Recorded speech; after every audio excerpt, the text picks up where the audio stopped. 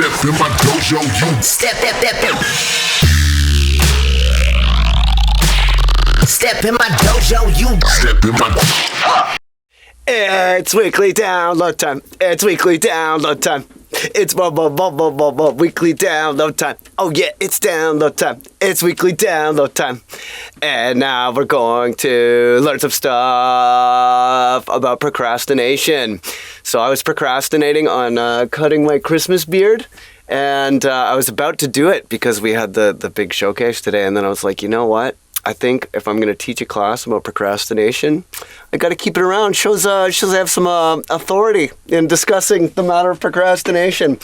So I'm a master procrastinator. I do not amateur procrastinate. I procrastinate every single time. I procrastinate on all kinds of things. On, doing taxes, on booking flights, on all kinds of stuff. But I do not procrastinate on music. Not anymore. I used to procrastinate on music a lot. I knew that it mattered so much to me, and I wanted to get it right. I wanted to really, do it justice. If I was going to put something out, I didn't want it to be whack. I didn't want it to be half-assed. I didn't want it to feel contrived. I didn't want it to feel trite. I didn't want it to be forgettable or boring. I wanted it to express some kind of deep truth about life, the universe, and everything all in one perfect song. And I made myself so busy without getting anywhere, and I learned a lot about myself in that battle with procrastination. And I've learned a lot about procrastination from teaching. Many of the people that I teach, that's their main problem. So this weekly download it's been a long time coming. It's been a popular request, and it's been a long time coming. And I figured that, with us coming into the new year, that this would be the time to really focus on this, to really do it justice. So I did a weekly download last week about my practice of goal setting and New Year's resolutions and some of the things that have helped me to make and keep New Year's resolutions. So you should definitely check that out. And then also this week, in addition to the finale of the Dojo TV House Party 2021 season, we're also celebrating 50 releases on the Producer Dojo label. Thank you very much, Alexander and DJ Shaky. That was a fantastic set at the live show. And also your release is awesome. It's a great record. I'm really excited about it. I'm really proud of you guys. I'm really proud of Cheryl Kelby and MadLab as well. Really fantastic sets, really fantastic releases. I'm really excited for 2022. We've got a whole lot of good things coming up, and I feel like with touring opening up and everything again, and it's time to get back to it. And this Omicron thing is kind of like the last bit of COVID, and there's these new vaccines out that are not variant dependent that they're testing. So it's really not going to be long before we're back. And, there's a lot to be really excited about in the future. It's not all capitalism eating itself and brutal grinding cyberpunk dystopia. There's a lot of good coming, and a lot of really exciting things in technology, a lot of really exciting things in music, and a lot of really exciting things in the dojo. So, there's so much to look forward to, and there's so much to work for. But when you care a lot about doing something, sometimes, even though you want to do that thing more than anything else, you just find yourself doing something else, right? So procrastination is putting off what is important, even when that's not the right thing to do. Even when it's harmful to put off the important thing, you do it anyways. So why do we do this? What drives people to do this? Why do artists especially do this? How can we face this? How can we get through it, right? Well, there's several reasons to procrastinate, and most of them come down to your subconscious and your emotional state. Okay, so we like to think that we're these perfect, rational beings where everything that we do makes sense and we have reasons for all of our actions. But, when you actually study the brain with a lot of decision making, especially when you study people who are really good at things, like, for example, video games. If you study someone who's like really good at video games, they can basically kind of like offload, because the conscious mind, right, it's slow. It was one of the last things to evolve. The frontal cortex, especially, that's where all of your like kind of social programming lives. All of the stuff that makes you a pack animal and not a violent criminal all lives in your frontal lobe mostly. And that's why, a lot of people who have frontal lobe injuries can become violent after suffering frontal lobe injury. But this is like an evolutionarily new area of the brain. The hindbrain and the brain stem and stuff, we share a lot of those same brain areas with lizards and, other seemingly primitive organisms, evolutionarily old school organisms. So that kind of base of the brain is often called the reptile brain or the lizard brain, and that's because it was very early to evolve. And if you study people who are really like, expert drivers, experts at video games, and you measure their decision making, you'll find that a lot of the decisions, they don't have time to go to the frontal cortex and mull around and be like, oh, what's my mom gonna think? What's how am I gonna look? How we blah blah blah blah blah. All that social crap is important for making you not a criminal and being a compassionate person and stuff. But when you are trying to play a video game and you need to react quickly, you don't have time for all that. So the decisions are made in the brainstem. And when you measure the decision making, a lot of the people who get really good at things, get really fast at things, they've kind of, that you start by learning these things with like your frontal cortex, but with practice, they go down into the brainstem and you think less and less and less. But when you ask people about these decisions that are made so quickly that they do not populate to the conscious part of the brain, people will still describe their decision-making process as though they were aware of every single step. Okay? So when you measure the electrical chemical signals, the salt and potassium and stuff flying around the neurons, you measure the electrical activity that's generated by that. You can see in the MRI machine, you can see the decision happening, and then later going to the frontal cortex where it has become a conscious thing that you're aware of. Right? And this means that, oh, I was just trying to break it. This means that, we have an illusion of conscious decisions when much of the time, especially with things that are habitual, much of the time that decision is happening in other areas of the brain that are not subject to conscious awareness. Right? So, as much as it feels like we have total free will and control of all of our actions, a lot of that is actually us rationalizing our decision making after the fact. Okay? And this is, if you look this up, there's tons of research about this. This is totally real. We make decisions unconsciously, and then our conscious mind cannot penetrate the depths of the subconscious. So the conscious mind will rationalize our unconscious decisions and give us a narrative, because narrative is how we understand meaning and it's how we understand the world. So when you look at the science behind this, you will realize that yes, there is an experience of having free will, but much of your decision making is unconscious. Much of your decision making is automatic.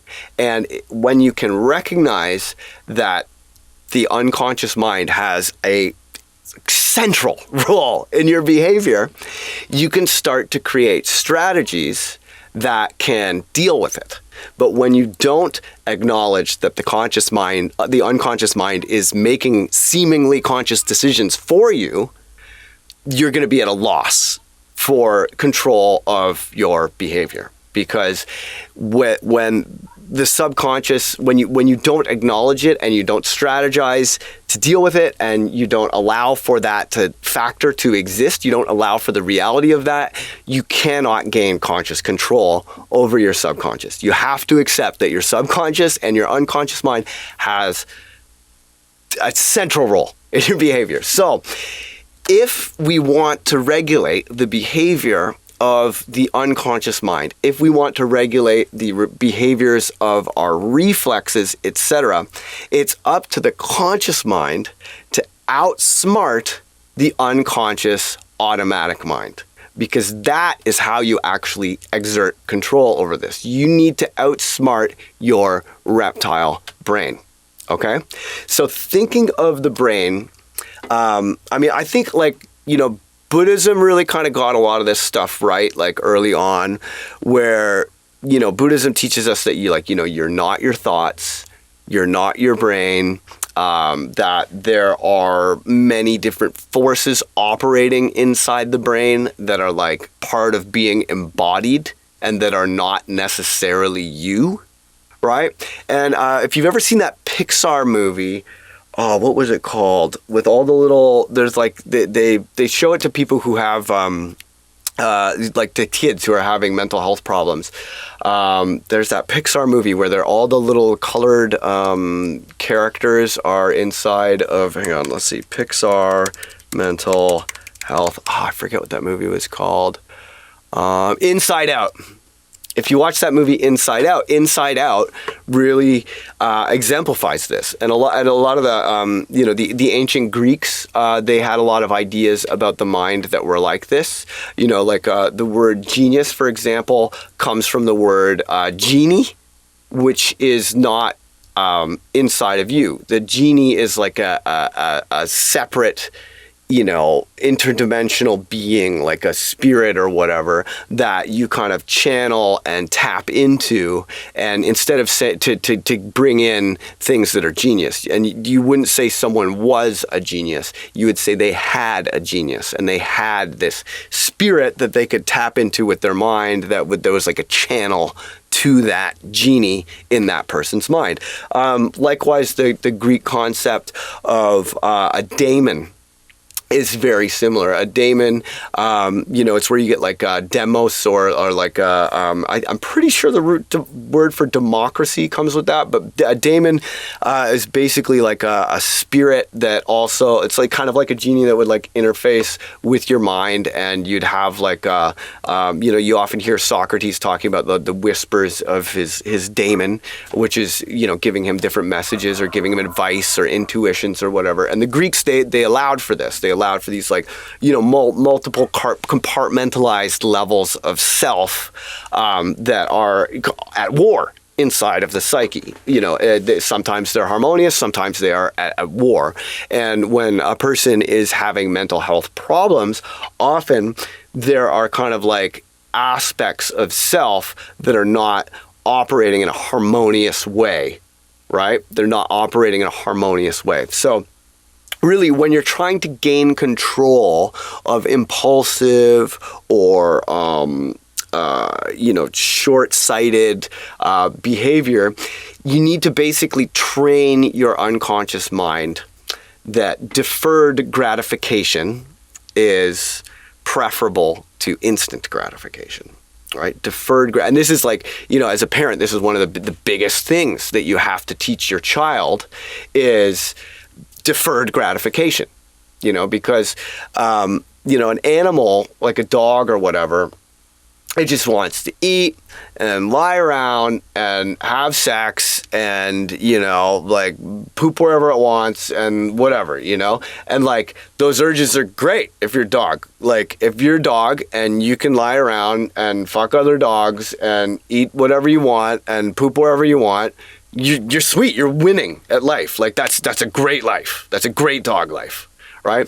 But human life is more complicated. Human life has this social dimension that lives up in the frontal cortex, that it's our job not to repress our animal urges, but rather to harmonize the aspects of our being and bring them under conscious control. Okay? So there are different strategies that you can use for this, but I think the best starting place, if you're having a problem with procrastination, the best starting place, in my opinion, is to pay attention to your emotions. Okay, pay attention to your emotions. And this is something that, like, especially in Western cultures, it's kind of treated like, especially for men, that men are just like, they don't have emotions and they're just, these rational beings and you just stiff upper lip and power through and suck it up, buttercup, oh, you're a man, and it's just like, it's so toxic, this idea that men should not acknowledge or pay attention to their emotions is totally toxic. And, I think that's where that movie Inside Out really gets it right, because the different emotional aspects of the character, who's, they go inside the person's head and there's like different colored emotion daemons that are basically driving this person's behavior. These different emotions are kind of like the motivating forces that shape our behavior. And when you repress your emotions and you don't pay attention to them and you don't acknowledge their reality, their hold on your behavior is going to be that much stronger because you can't see the ways in which they are controlling you, right?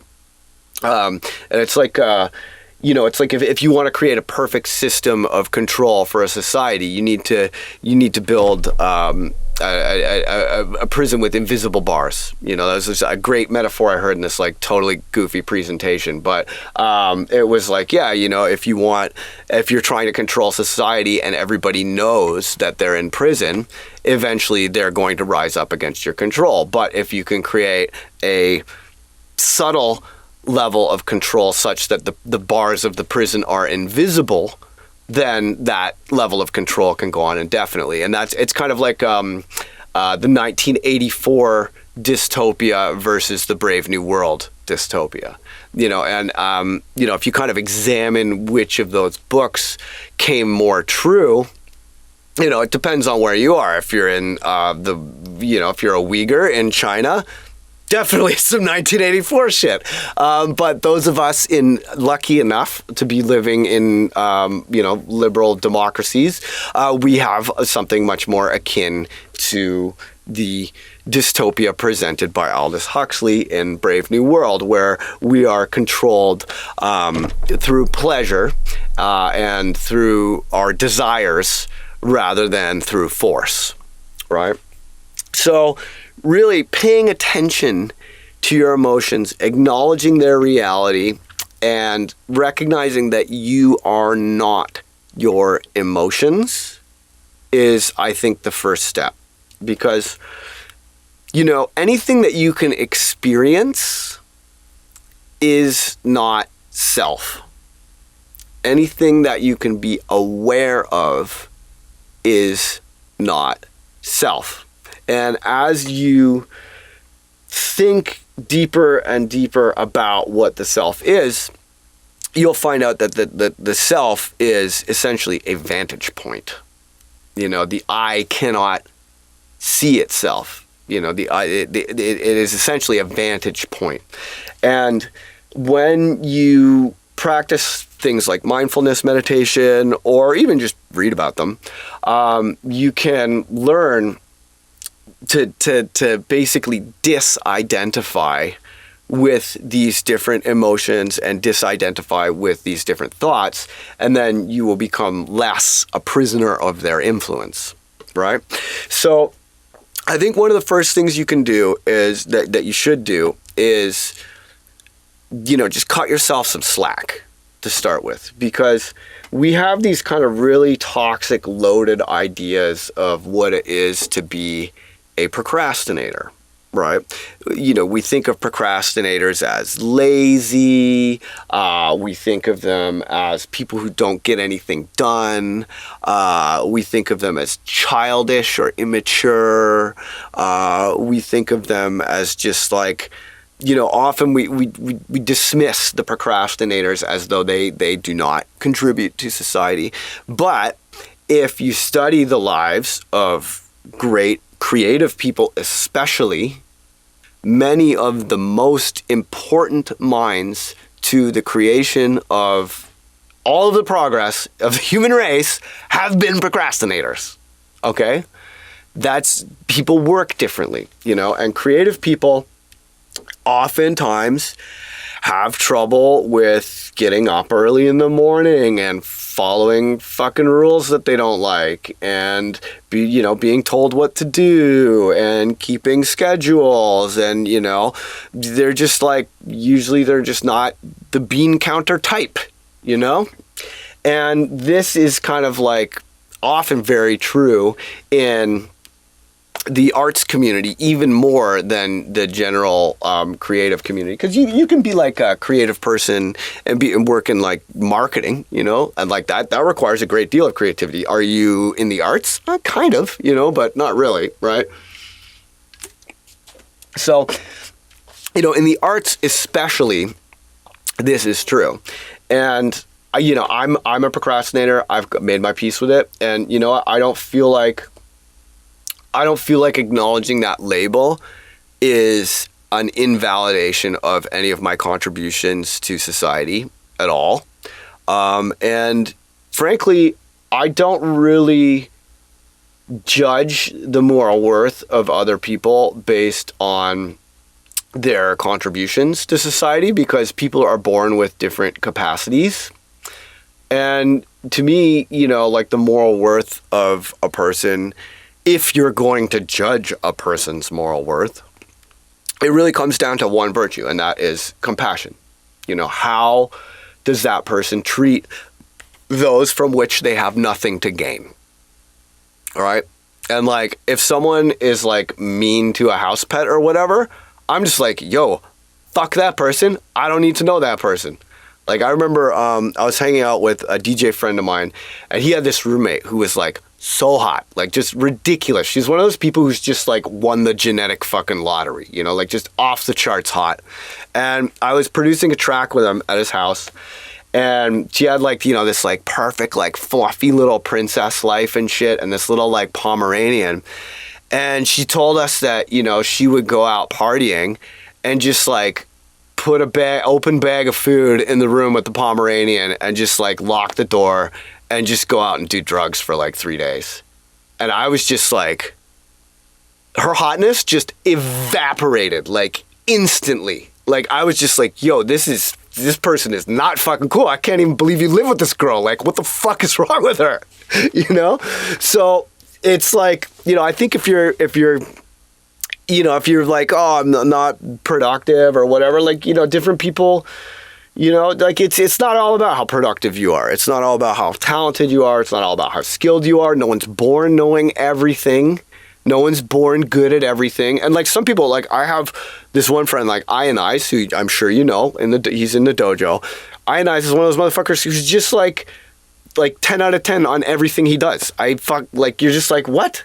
Like, how do you get so good at things like instantly? And he's just gifted like that. Like, he's just born genetically with this like crazy brain where he can like figure anything out and be amazing at it, And it's like a good deal of that is, granted, he has like, a very good willpower, and he reads a lot and is very good at like organizing his self and getting his self harmonious.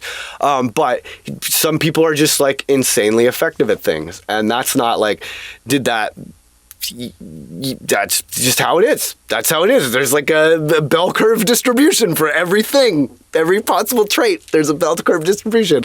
And, a good deal of that, you're just born there, But like, I have like one of my friends growing up, he had Down syndrome, and he's like the sweetest, coolest dude. And I don't know if he ever did that much that was productive, but he was so rad and like fun to be with, So like,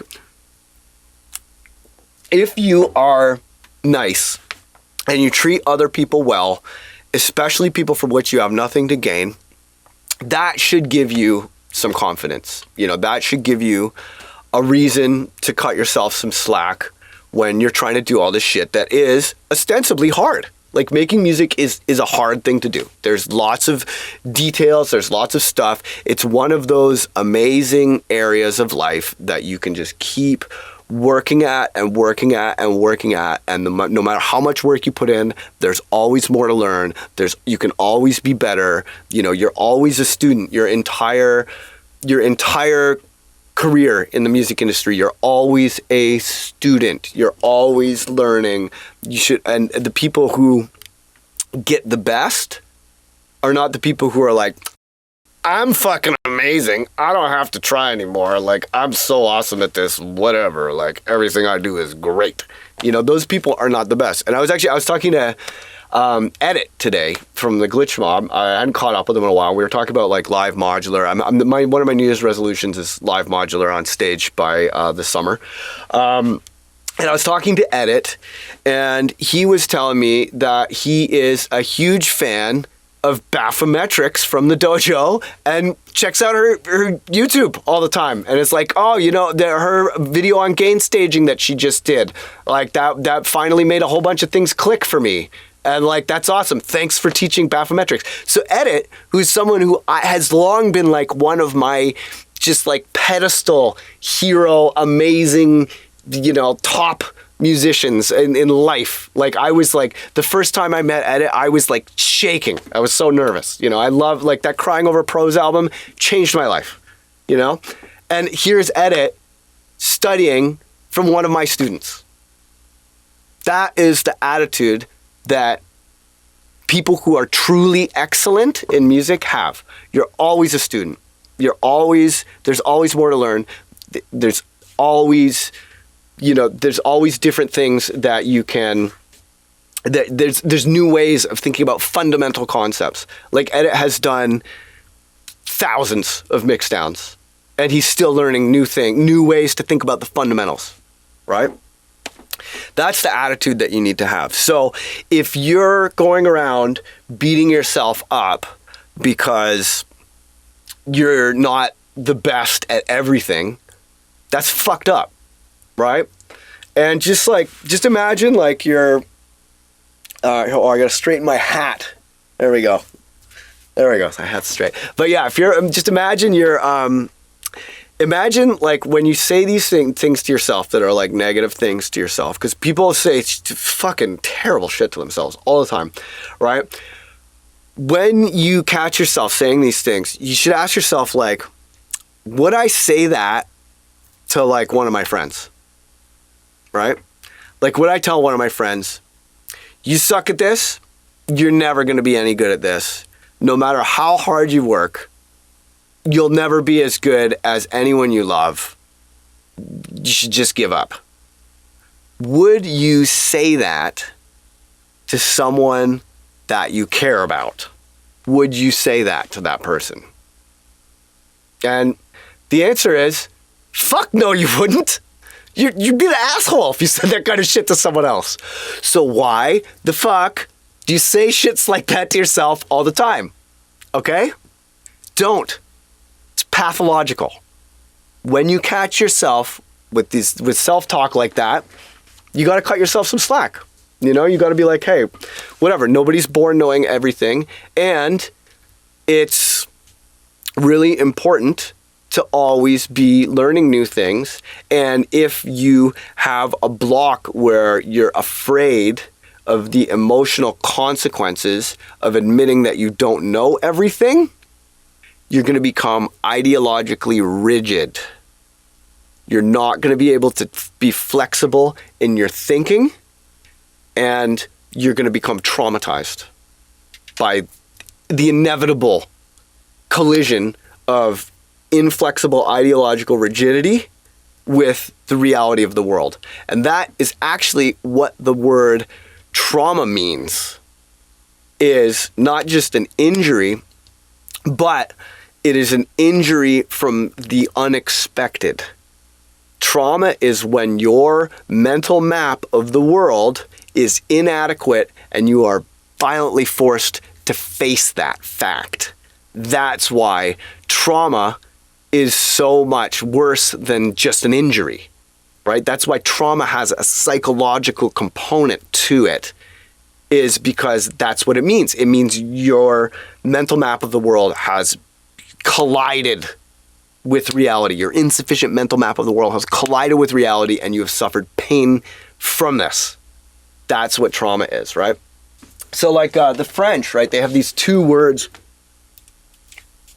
for the future that I think are particularly good to think about, right? On the one hand, you have un futur, which means like, you know, just the normal mundane future. Like let's go meet for coffee at a coffee shop on Wednesday at 1 p.m. That would be un futur. And then there's l'avenir. And l'avenir is the inevitable coming of the unknowable other. The inevitable coming of the unknowable other. And I wrote a paper about this when I was in this course, this psychology course.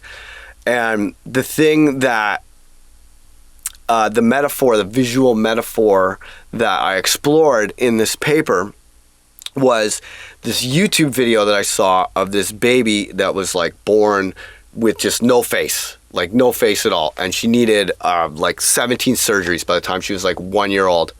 And seeing her parents, like the way that the different parents, like their kind of ways of processing it really showed a lot about human psychology and the narratives that we develop to deal with reality. And because, I mean, Mother Nature has a cold fucking hand, man. She really does. So if you're going to prepare yourself for l'avenir, the inevitable coming of the unknowable other, you need to prepare yourself for trauma. You need to be ready for trauma. All right? So how do we make ourselves ready for trauma, the unknown, the real unknown? How? Because we're going into the unknown. When you are exploring music, your craft, etc., it's much safer, and you're probably not going to have a baby without a face, but there are unknown unknowns. How do you prepare for unknown unknowns? Because that is what we have to do as students, and that is like kind of the slack that we need to be able to cut ourselves. And slack is kind of a great metaphor because it reminds me of the Taoist story where there's storms, and in a storm, if a big old tree is rigid and stiff and it breaks in a storm, a big old tree, it will be strong. You'd want to use it to like build stuff, but it will break in a storm because it's old and it's rigid.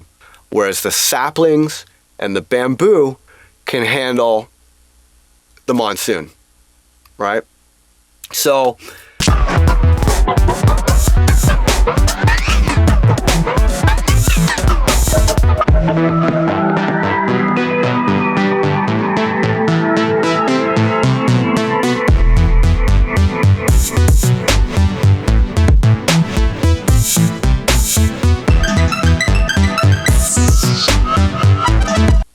So the monsoon is coming in your life, but also to an extent in your music. And if you are rigid and you are inflexible and you are afraid of bending with the wind, you will snap. You will not be prepared to be a good student of life, and you will not have the flexibility required for the inevitable coming of the unknowable other. Okay? So that's as much of a reason as I can give you why you should cut yourself some slack, right? If you're kind, if you treat those from which you have nothing to gain well, and you're kind, and you try to be good, you make an effort, a mindful effort to be good, that moral worth is enough. If you do that consciously through your life, that is enough. Anyone who judges you for what you're capable of, or like whether you know everything about music, their opinion is fucking bullshit. Okay? That has nothing to do with your moral worth. That has nothing to do with your moral worth as a person, right? So understand that. That's the reason, the rational reason to cut yourself some slack. Understand that, okay?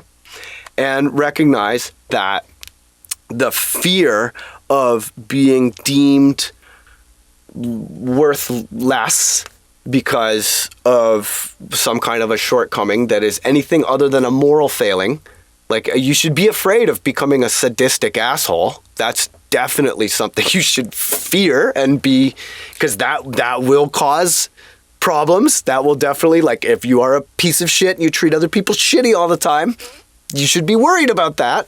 But if you are kind and a decent person and you make an effort and you make an effort to expand your thinking and to really understand reality on its own terms, that's enough. That's enough that you should be proud. You should be a proud person. You should feel validated. Okay. So then, when you know that, right, then you can approach the unknown unknowns with less fear of what other people think.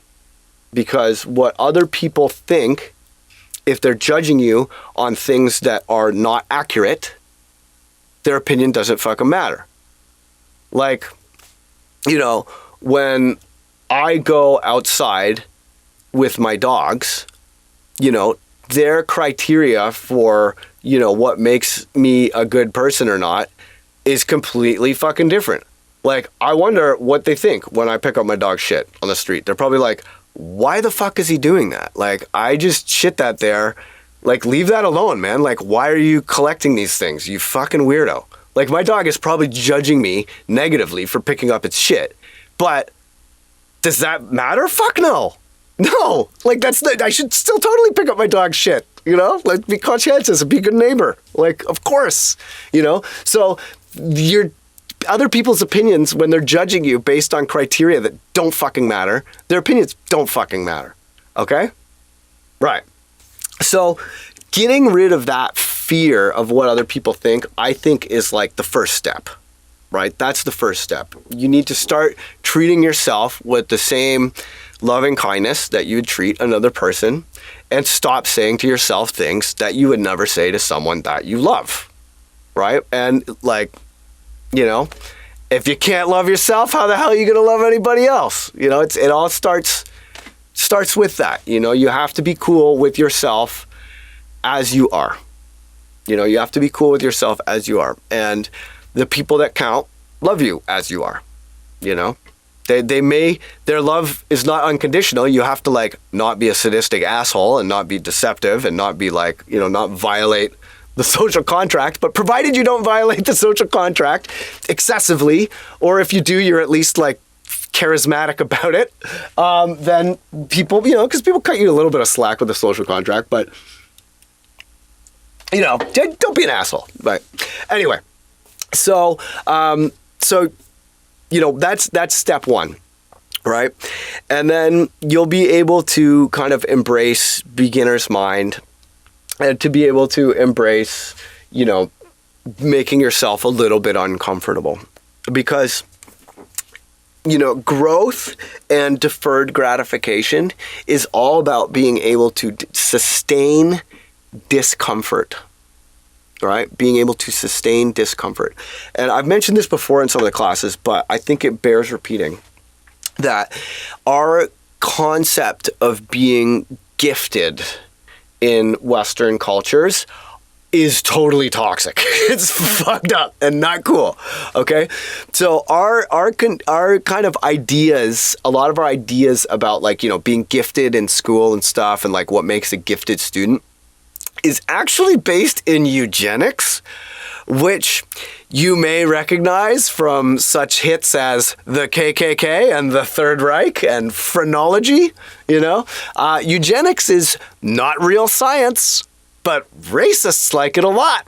And it's really validating for people who are the ruling class, and they want to be like, okay, well, God says that, all men are created equal or whatever, but we got to own slaves, and how do we rationalize this? There must be some scientific reason. Let's measure the bumps on people's heads, and if you have a lump here, you're more, whatever. And so anytime you see skull measuring, phrenology, stay the fuck away.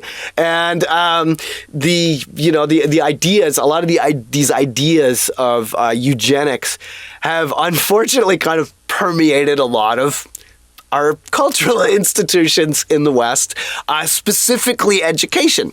So our education system kind of says hey, this student was born better than this student. So because they're genetically superior, even though they maybe don't work as hard, we need to give them extra resources. And these students who are born worth less, we should give less resources to. And their idea of being gifted is you're genetic. And that's why they're always doing all these fucking IQ tests all the time, right? It's because IQ tests are basically, they're Western society's attempt to figure out how genetically intelligent someone is, so that they can, invest more or less resources in them, right? So in Asian cultures, they don't have this problem. Their idea of when people are gifted, right? Their idea of when people are gifted is measured by the ability to sustain discomfort in pursuit of a goal, aka grit. Okay? Grit.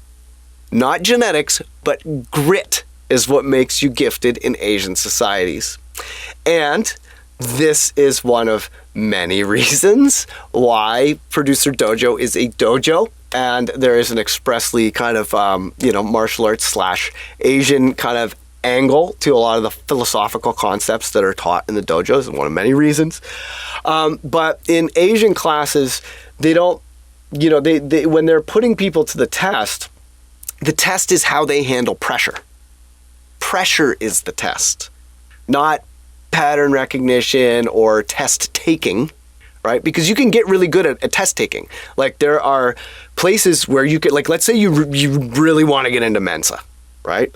If you go and study how to take IQ tests, you can get good at taking IQ tests and then take it and get into Mensa. If you have to be a bit smart, but if you get good at taking IQ tests, you can do better on IQ tests. But grit is something that it's you need to develop that. And much of the education system in Asia is geared to reward those who can sustain discomfort in pursuit of a goal. And, I think it's really important for you to recognize that, and recognize that if you want to get something that you haven't got before, if you want to get something that you haven't got before, you need to do something that you haven't done before. And your emotional state is the hindbrain, that reptile brain that controls so much of your behavior I was talking about. That reptile brain, it likes a predictable fucking world, because the reptile brain is not creative. The reptile brain is not rational. It's not creative. It has terrible fucking social skills. And it's, largely a problem, but it keeps you alive and it helps you balance, and it's where your reflexes live and stuff. So, it's not a total wash. But the reptile brain is really, it's really kind of impulsive, and it likes things to be predictable, and it likes things to stay the same.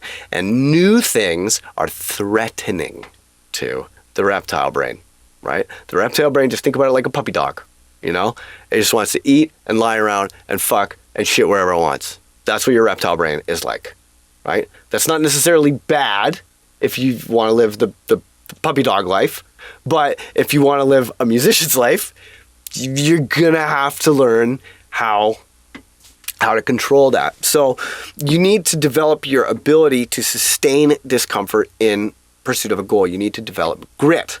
So how do you develop grit? Okay. Well, I think the thing for me that helps me to develop my own grit and helps me to do things that are uncomfortable or extreme or hard is that I find it meaningful. And humans will do lots of different things for lots of different reasons. But when something is meaningful, or it is something you identify with, that is something that is okay, so there's this guy Maslow. He created this needs hierarchy, right? And it's like this pyramid with your basic needs like food and shelter and not getting eaten by saber-toothed tigers at the bottom, and then it goes up through to your emotional needs, and then at the top is like your need for self-actualization, right? To become your best self. And a lot of people don't get to do that because their circumstances are not very conducive to self-actualization. But if you are living in Western societies watching this shit on a computer and you have food to eat and a toilet that flushes, well, congratulations, you're doing way better than most of the fucking world. And I was actually chatting in the chat with our friend in Ottawa who had the same teacher as me, Mr. Kerfuffle, the space employee, who you may recognize from the Discord chat. He had a teacher that I shared with him in high school named Mr. Sarrazin. And Mr. Sarrazin was a specimen of physical health and joviality. He was very charismatic and very friendly and very... he was very witty and just fun to be around. And Mr. Sarrazin, I remember on the first day, Mr. Sarrazin, he was a phys ed teacher, but he was also a substance abuse resource teacher. So he would teach you about health and working out, and he would also teach you about drugs. And I remember Mr. Sarrazin coming in, and the first day he was like, "Oh, I used to do drugs. I used to do them down by the train tracks. Yeah, coke, heroin, man, I did them all. And I remember the day that I found out you had a little bumper right there in your thumb. And I was like, oh man, we don't need spoons no more. We can just do cocaine right off our hands." And I was robbing and stealing and doing all kinds of bad things. And then one day I hit rock bottom and I went to Narcotics Anonymous and I realized, hey, I don't have to live that way.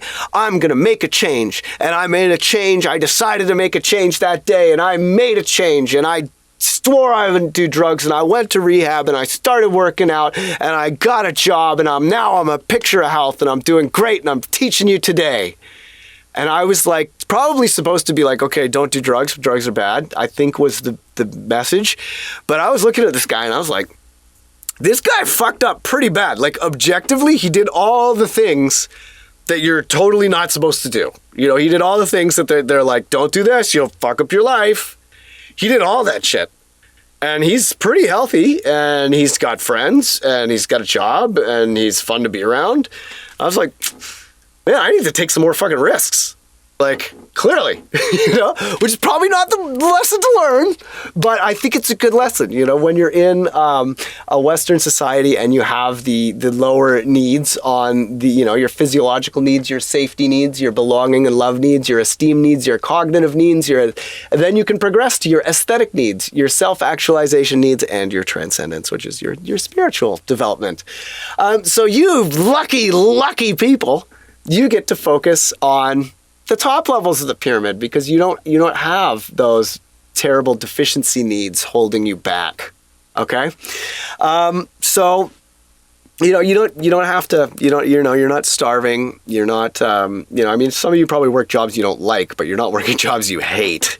You're not like no one whips you at work. So anyway, so you get to focus. You have the privilege of focusing on your self-actualization. You have the privilege of taking risks, and I just had to mention Mr. Sarrazin because kerfuffle. Yeah, and Mr. Sarrazin was very kind. Yeah, kerfuffle too. He was awesome to everyone individually and to the whole class. But yeah, so you can develop grit. Right. And a lot of the like when you live a life where your life is really, really comfortable all the time, the tendency is to become very adverse to even a modicum of discomfort. Right. And a lot of the time where the Western kind of model of education, the IQ based idea of being gifted, where that would go astray is you take, usually white kids from rich families who have a very comfortable life. And you'd be like, oh, well, this person, they're doing great because they don't, their parents didn't give them fetal alcohol syndrome and they're not like, huffing paint behind the school. So they're doing great. Yeah, they're clearly gifted. But the problem is you put these people in the real world where they've never done anything that makes them uncomfortable. They don't develop skills properly, right? And I remember there's this Doug Stanhope bit where he was like, who do you want working on your car? Some Asian kid who was told they have to work for everything in their life, consulting the manual every step of the way and making certain that they do it correctly? Or do you want some fucking privileged Chad just coming in with the riveting gun going, perfect, nailed it again like I do with everything in my life. All right, let's go. Right? It's, so it's important to develop the ability to sustain discomfort, and a lot of that discomfort is emotional discomfort. So you need to bring what you should do, what you should do, into harmony with what you want to do. Okay, you need to bring what you should do into harmony with what you want to do in the moment. So should is like your overarching way, and then want is like right now, right? So how I have been able to do this is number fucking one. Like my mind was a goddamn mess. When I was first starting to make music, my mind was a goddamn mess. I was just all depression and anxiety and insecurity, and I was making music because I wanted to like impress other people, and my music was all about me, look how good I am. It wasn't about creating a magical fucking world for people to escape to. It was about like, look what I can do. I learned all the fucking functions of this complicated software, And it's like, people don't listen to music because of you. They listen to music because of them. How does it make them feel? Right? That's all they fucking care about. Does your music make them feel good or not? If it's the vibe, they'll put it on. If it's not the vibe, they don't care how fucking skillful it is. Get the fuck out. Doesn't make them feel good. Beat it. Right? So I was all hung up in that kind of mindset. I was all afraid and just making music just fueled by anxiety. I was just so, and it helped me to fear making mistakes, and so I rigorously learned a lot of stuff like EQ and mixing and sound design and stuff like that. It helped me in some ways, but it didn't help me get shit done.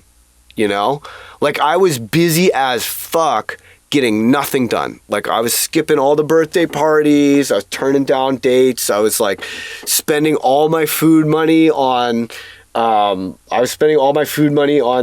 gear, you know, and like I was living on like $80 food budget a month. Like I would just go buy flour and be like, okay, what can I make with flour? You know, it was insane. Like I was just, everything went to like speakers and computer upgrades and synths and all that. And I was a mess. I was like emotionally, I was a wreck. I was really depressed. Cause I mean, I got signed like right away. I was like 19, like just chopping shit up on this crappy like 486 computer that my mom got me from school. It's like hand-me-down computer. And I guess had learned enough from like being in a breakdance crew and everything that I knew what would make people dance. So the label heard that and they were like, okay, well, he'll figure out the mixing and stuff later. Let's get him before anyone else does. And then next thing you know, I'm like fucking 19. I got a record deal. I don't know what the fuck I'm doing, you know? So I was terribly anxious and I was a mess. And the thing that got my head together was journaling, man. Journaling, I cannot recommend enough. Okay. And you know, one of the biggest ways to, whether you journal or not, the mantra that I encourage you, like after you've done kind of like the emotional work, the mantra that I encourage you to adopt is write it down, get it done. Write it down, get it done. Okay. There is a power to written goal setting that is unbeatable. Okay, written goal setting is unbeatable. Formalizing your wishes into a fucking plan with deadlines and dates on the calendar. Because you know what? No one's going to make you achieve your dream. No one's going to make you be a musician. We all want you to be a great musician. We all want to be like, damn, you just turned the whole game on its head. Like fucking high fives. We all want that.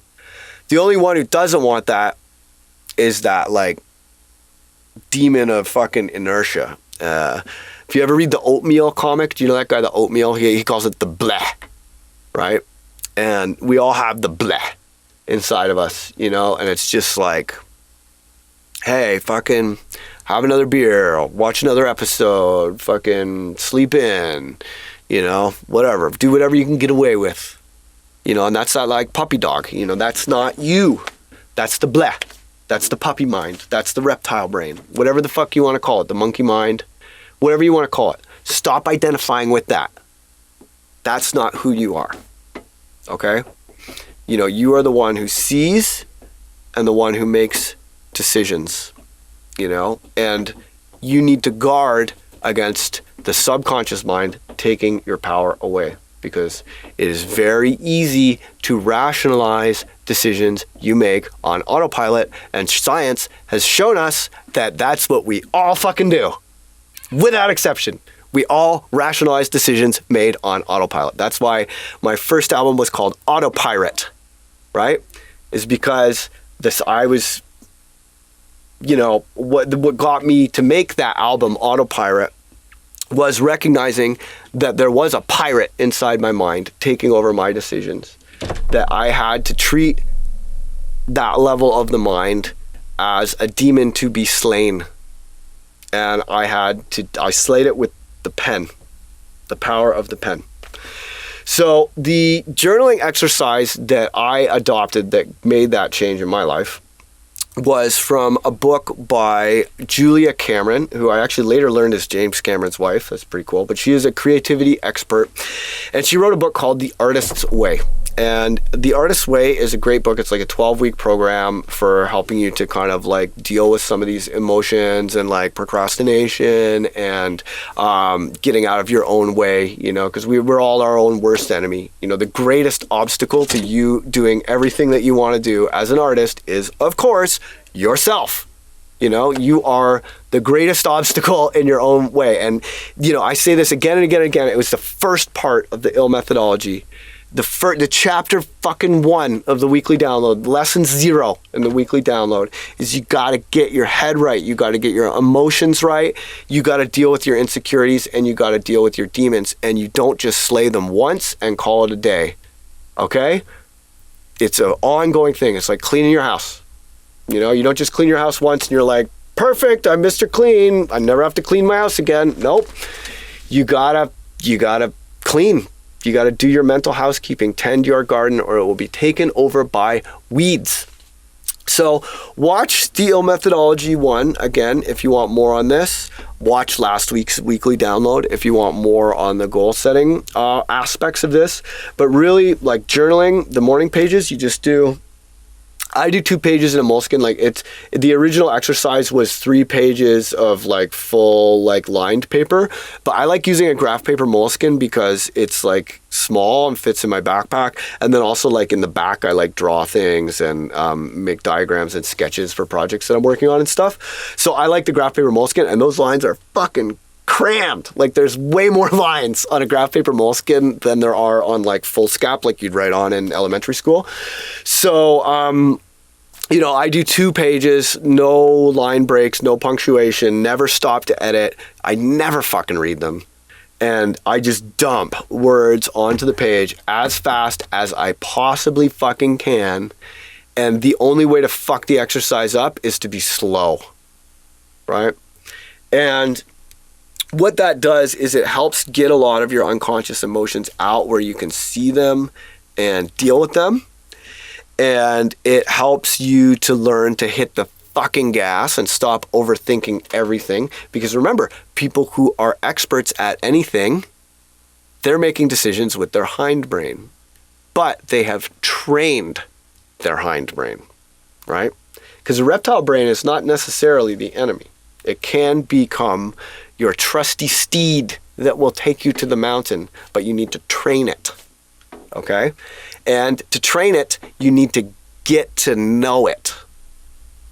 Because if you're not aware of, you don't bring the unconscious into the conscious world, its control is invisible and inescapable. So I have found, I just like pump these words out, and I find myself writing all kinds of things. Sometimes when I go really fast, it like starts to rhyme, strangely enough. Sometimes it's stream of consciousness. Sometimes I'm just discussing ways I'm going to rack up my modules, all different kinds of things. But if you're struggling with emotional issues, if you're struggling with substance issues, if you're having trouble sticking to your goals, if you're struggling with procrastination, you can't see yourself write something like, this addiction is killing me. You can only write that so many times before you're like, okay, this is disgusting. Like, I'm acknowledging the fact that this addiction is killing me every day, again and again and again. And what am I going to do about it? Am I really going to let this control me? And it helps on so many levels, with your emotions, with procrastination, with addiction,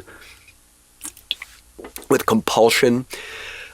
With all kinds of things, and Katie just said, she writes in her journal, I am enough at the end of each entry. I sometimes will write just like things I'm grateful for, because it's really important to be like mindful of what you're grateful for. And like, gratitude is like, it's a really good superpower for like escaping fear, and there are different journal exercises. But if you just complain a lot, like, that's fine too, whatever. Just like taking a mental shit, you just shit it out and be gone with it, So, but learning to cut yourself the emotional slack really helps, because so much of procrastination is based on fear of what other people think, and fear of doing it wrong, fear of not being good enough, right? For your work to face judgment. And the only way for your work to be good is to just do a ton of it. That's the only way. No one's just like, here's the fucking Mona Lisa, first painting I've ever done. No one is like that. That's just not how it happens. So you have to slog through doing a bunch of crap before you do good shit. That's inevitable, right? So, the only way to do that is to hit the fucking gas. Right? And stop thinking about it. Just hit the fucking gas. So it teaches you to hit the gas. The journaling teaches you to hit the gas. And you need to let yourself become uncomfortable. So you need to escape from those fears, and you need to develop grit, right? And grit comes from vision and from meaning. And all of that comes to me from writing things down, from examining my own thinking. from, through stream of consciousness and speed writing, through tapping into my like unconscious emotions. And because you surprise yourself all the time, when the faster you write, the better you do the exercise, and the faster the faster you write, the less censored you are, and the less you like stop. You're like, oh, I don't want to say that. What am I going to think of myself? Right? If you don't allow yourself that time, then it will come out and you'll be able to really look at it. And fucking don't show it to me. I've burnt many a journal. Like there's tons where I talked about all kinds of fucking shit that I just didn't want anyone to ever read. So I just burned it. That's fine. Do that. Right? You don't ever have to show people that. You don't ever have to show people you're halfway done tracks. The waste paper basket is your friend, as Margaret Atwood says. Don't be afraid to just let it come out. Feel free. You can always throw it out. You can always, so just why stop yourself? Because it's like stopping yourself is like that doesn't get shit done. That doesn't get your goals achieved. You got to stop stopping and learn to just hit the fucking gas. And keeping a clear vision of what it is that what does your art mean to you? Why does it need you to make it? What is it? Because you're the world's leading fucking expert on being yourself. You're the world's leading expert on your emotions, on how you feel, on your take. You're the world's leading authority on your take. And I remember one day I was at uni and I handed in a paper and I went into office hours to my prof. My prof was like, "You seem to know a lot about most people. Did you go to the Institute of Most People and get a degree in most peopleology?" I was like, "No." And he was like, "Tell me about your fucking thoughts. Tell me about your interpretation of this work. Tell me what it means to you. That's something you have expertise in. You don't need to go to school for that. But you can't just go around making claims about most people without any authority to back it up." And I was like, oh, shit. And it's like that with music. Like you are the world's leading fucking expert on your own take, But if you're trying to do what someone else is doing, if you're like, oh, I want to do something that's like that, but like Photoshop your face onto someone else's life, like that's not how to approach it, And the best art comes out when it's honest at some level. And it could be an honest artifice, like drag.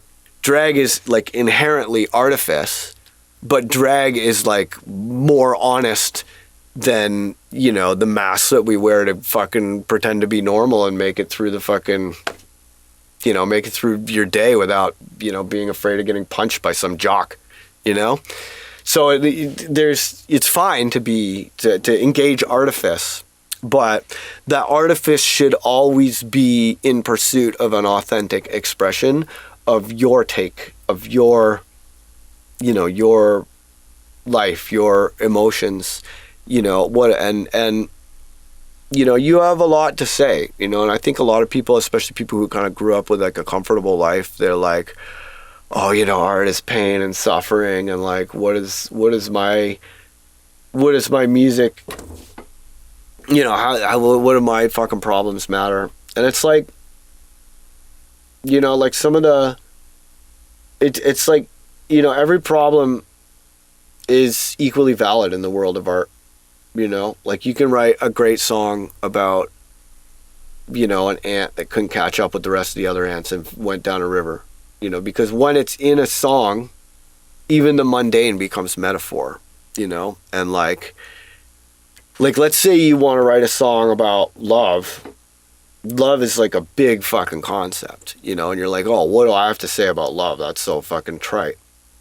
But if you write a song about, being in love and like watching a raindrop go down the window on a bus, and you're just like thinking of someone, and you're seeing your face reflected in this raindrop, and you're thinking about thinking her as the raindrop slides down the window of the bus gently, and the city slides by the window, You could be describing something that is totally fucking factual and boring, but in the context of a song, that detail becomes profound, right? So, you know, your life is full of things you could write music about. You know, your life is full of fucking totally insane things. Like, you ever watch that? Like, I mean, as much as that problematic film with, you know, where like it totally makes it okay for Kevin Spacey to fucking have sex with an underage girl, which I'm like, how did they get away with that film? It's like a fucking Woody Allen movie or something. But American Beauty, when there's the one character who's like all obsessed with fucking paper bags in the wind, and or plastic bags. He's like filming plastic bags in the wind all day. You know, that was really beautiful. And a couple of the lines about that were really like amazing, you know, because there is so much everywhere around you all the time in your life. And, you know, when you're focusing on music, like the most mundane things become totally profound because they've been recontextualized in songs. So don't feel like your life is small or you don't have any experience just because you haven't, like, you know, been fucking, you didn't spend 10 years in prison or whatever. Like, you got tons of shit to write music about. The world is something to write music about, you know? All right, so you're valid, your experiences are valid, your life is valid source material. It's okay to not know everything right away. These mistakes are normal. Procrastinating is normal. Don't say mean shit to yourself. You're not your emotions, you're not your thoughts, you're not your subconscious. You are your perspective. Share that fucking perspective with us in art. That's all we fucking want. Just be your naked fucking self. And we'll love you for it. Write it down, get it done, journal in the mornings, and you'll be fucking fine.